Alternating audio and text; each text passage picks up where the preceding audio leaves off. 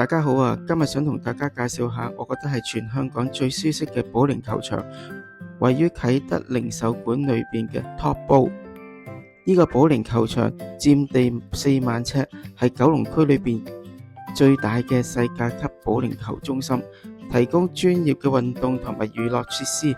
經過個華麗入口之後，見到裏邊都見到一啲保齡球嘅擺設啦，同埋保齡球樽嘅擺設。呢度仲有個酒吧區，可以嗌一啲小食嘅。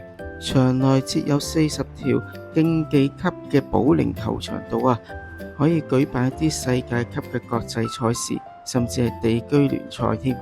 我今日係星期五下晝大概6點到，人都唔算好多嘅。呢個保齡球場都尚算係好新嘅，25年1月先開業。你見啲地方都好新淨，而且地方夠大。無論係光線啊、地板啊、保齡球啊，你都望到覺得好新簇簇嘅。呢度咁新，當然係全部電腦計分啦。而且若果你打保齡嘅時候，隻腳係越過咗條線呢，佢都會自動偵測到，當你嗰一局咧係 foul 嘅，然後就冇分嘅。不過我又覺得後邊個保齡球場個背景嗰啲 LCD 喐來喐去，有啲眼花花咁樣啫。呢度亦都有3張嘅波台係提供娛樂嘅，不過個波台我就望落去好似比一般嘅都要細張一啲。桌球嘅收費大概100蚊一個鐘到啦，平日1至5 6點前就會平10蚊。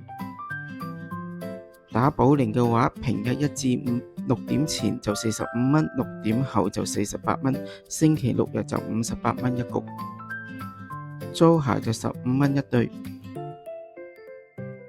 值得注意嘅就係每一局打嘅時間係有限制，每一局要12分鐘之內完成，1個小時就係5局。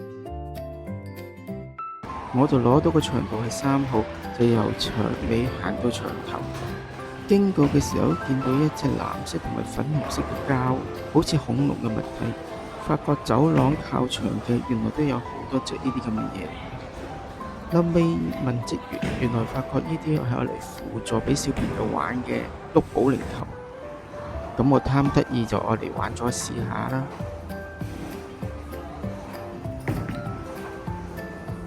跌落地嘅時候我就發覺好大聲，而且個位都唔係好準，勉強都入咗2球。然後我發覺可能我要調轉咗嚟擺，咁我調轉返嚟擺，今次碌落去就順暢好多，而且冇咁大聲添。你見個角度同方位都好好多，你見我捉到8局，我哋都係正正經經玩返啦。個場真係夠晒光猛，啲波亦都好乾淨，電腦計分亦都好方便。不過頭先都有講過，後邊個 LCD 成日喐落去眼花花。我哋2個人打分數都唔高嘅。起初我帶太打嘅時候呢，見到有幾局寫咗 F 唔係好明，又冇計到分。最後發覺原來隻腳打波嘅時候超越咗條線，所以就 F fail 咗。即係而家嘅保齡球場真係先進。打波之餘，呢度仲有個 menu 可以安排下啲小食。咁呢度見到有啲意粉啊、飯啊，同埋有啲通粉啊，仲有啲果汁飲品咁等等，連酒都有添。